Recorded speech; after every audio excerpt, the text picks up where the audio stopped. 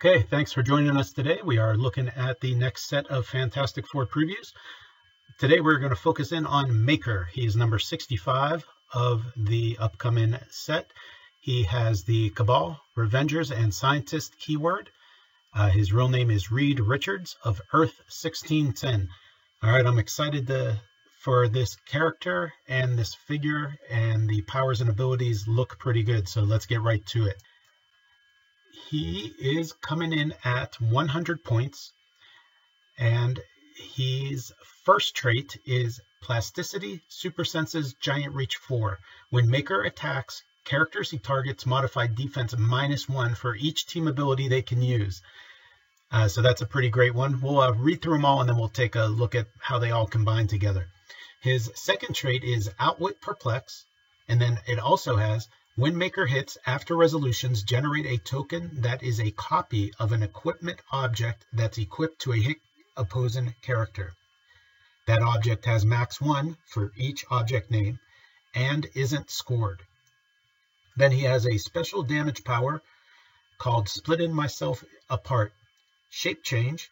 Then it also gives him power, generate a Maker 2 bystander, max 1. Maker 2 we're going to look at in more detail in just a few seconds. So let's look at what Maker is bringing for that 100 points just by himself.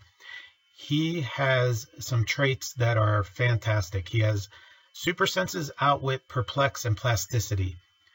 So you're getting a Perplex, you're getting a rollout through Super Senses. You can outwit your opponent, and Plasticity if you want to use them to tie up, but also to help you break away should somebody try to tie you up. He has improved movement hindering and improved targeting hindering. His power combinations are very good also. He has Shape Change and Mastermind. He has Pensai with a 6 range. He can generate bystanders. And he has Flurry and Prob at the second half of his dial. So the way that those powers work together is great. If you notice, he has Shape Change as one of his special damage power, and he has traded Super Senses. So you're getting the Super Senses Shape Change combination, which is always useful on a character. It's a great combo because should somebody try to target him, he has a rollout on Shape Change. And then he has, if it gets past that, the attack then has to get through Super Senses, which gives you another rollout. So you have that combination allows a couple different ways to get out of being attacked or targeted. And then if you are a target, then it gives you a chance to evade.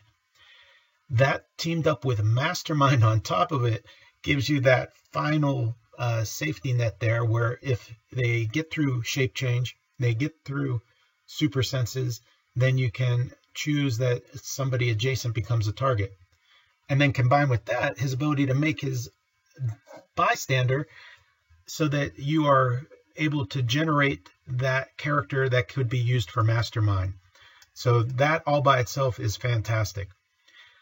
Let's look a little bit at his dial. He's coming in at 100 points. He has a 6 range single target. For 100 points, you're getting 6 clicks of life, and we just went through how those clicks can be preserved through his power set. On his top click, he has Phase and Teleport with an 8 speed. He has an 11 attack, Penetrate and Psychic Blast, 18 defense with the Mastermind, and then a 3 damage with the special damage power. He has that on his top 2 clicks. Click 2, he's just dropping down 1 on that movement to a 7. On click 3, the special damage power goes away, but he picks up Prob. And then on the last 3 clicks, he has Flurry with a 10 attack, 11 attack, 11 attack. He has Toughness, so you have a reducer there on the second half of his dial. And he has the 3 damage throughout. And his last 3 clicks, he has the Prob also. So should he get hit, he does have the ability to turn into a Flurry Prob with decent attack values and decent damage values. So that's all pretty good. I'm really impressed with the design here on the powers and how they work together. So you can see this character was selected by the 2016 Italian national champion. So a player that really put together a solid power set that works well with each other, even without looking at the bystander. Okay, but let's look at this bystander that Maker can make. It is phenomenal. It is coming in with a 6 range single target. It has 0 point value. He has an 8 speed value, 11 attack, an 18 defense, and a 3 damage, and he has a special damage power, which says Maker may use his Outwit, Perplex, and Prob as if he occupied this square. So you remember on Maker, we have Outwit and Perplex he can use all the time. Then on the second half of his Tao, he has Probability Control. So Maker can do those powers as if he occupied Maker 2's square. We're going to look at that in practice. The reason that this bystander is fantastic, of course, it's 0 points. There's no limit to what you can make for the whole game, just max 1 at a time. So should this Maker get KO'd, Maker can make another one. This bystander is coming in with Penetrating Psychic Blast and a range of 6 and an 11 attack value, all of which is very solid for a caustic character. On a 0 point bystander, that is great. He has super senses, so he has a chance to roll out, and an 18 defense is a decent value. Super senses making that even tougher to hit. And you can combine or chain this with Maker's Outwit, Perplex, and Prob. So that means Maker could use his Outwit through Maker 2, or use his Perplex through Maker 2 to bump up that defense to a 19, or the attack to a 12, or the range to a 7, or the damage to a 4. So you have a lot of options there because you can use the Perplex right through Maker 2. So you could run Maker into the battle and then Perplex with, you could run Maker 2 into the battle and then Perplex with Maker while he's way back behind cover or in the starting area. And the last thing is Maker 2 has Indomitable on a 0 point bystander. So you can move him in and then do something the next turn, which is very good. Let's take a look at this example. So what we see here is the blue square with an M is going to be Maker. The blue square with a 2 is going to be Maker 2. And then the opposing character is the orange square with an O in it. On this example, you can see from Maker, he could take a power action to generate Maker 2 into that blue 2 circle. Maker 2 can then move 8 squares. Maker can then use his Outwit and or his Perplex through that light blue. So that's how far Maker 2 can move. 8 squares is represented then by the light blue of where Maker 2 is moved. From there, he can then Outwit or Perplex with Maker. So that gives a very far reach.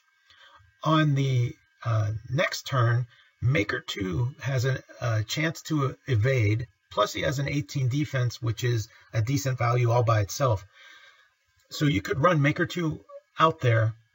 You could Outwit something on your opponent to make it hard for him to move and attack you, or you could Perplex down the opponent's attack, or Perplex up Maker 2's defense. Something so that Maker 2 has a chance to evade or not get hit. If he evades it, then next turn he's Indomitable, he can do something. So next turn he's already in range for a follow-up 11 attack Pensai. Or you can then Perplex up his attack or Perplex up his defense. So an 11 attack with a 4 penetrating is super good. If Maker doesn't evade, so if there's a counter attack, you run him out there, he gets KO'd, it's not that big of a deal. Your opponent hasn't scored any points, and then Maker can use a power next turn to generate another one. Maker also is Indomitable, so you can make the Maker 2 Pog on the first turn, and then you can do it again the second turn should that first one get KO'd. So there's all kinds of ways you can use that. I really like characters where you can run out bystander to not give your opponent any options on point score, so they can KO those bystanders all day and score nothing. All you have to do is hit a couple attacks to KO one of their characters to get some points. On the second example, let's at what happens if we use it slightly differently. So Maker can take a power action to generate Maker 2. On this example, we would generate them behind where Maker's at. So on this type of setup, we will be using Maker 2 as the mastermind character for Maker. So you can put Maker 2 behind that block and terrain and then use Maker as your attacker. Maker has a good defense value, and he has shape change super senses for the potential rollouts. So you can move Maker into position. If your opponent then starts to close the distance, you could power to generate that Maker 2. Then you could clear Maker the third turn, hopefully survive. And if you don't get your rollouts, you can always have that Maker 2 bystander there for the mastermind. So if your opponent happens to get through all those rollouts that you have, you can always mastermind it onto your Pog, and that can go away. The Maker then could attack once they're clear, so that he has solid attack values himself, an 11 attack with that Pensai. And then you can use Maker 2 to run up and tie up that opponent. So Maker can attack once he has a clear turn. Maker 2 can run up then and follow up with a tie-up. And should Maker 2 get KO'd, it's no points given to your opponent anyway. So these are just two examples of ways you can use Maker and Maker 2 to really tie up and attack your opponent without giving up much points. Overall, the Maker figure is fantastic. I can't wait to use them. I can see this 100 points getting used on a lot of different teams. Maybe not so much theme teams. I do have some scientist builds that are pretty competitive, so you might find some use there on a theme team. But really, with what he brings, I don't always play theme teams for tournament play. So you can break him out of a theme, and he is a great character all by himself with him and his bystander. All right, I hope you liked this video, and I'm sure there are a ton of different ways that you could play Maker. So let me know what your thoughts are, and thanks for watching. Check it out. If you dig what we do, go ahead and like and subscribe. Thanks for watching.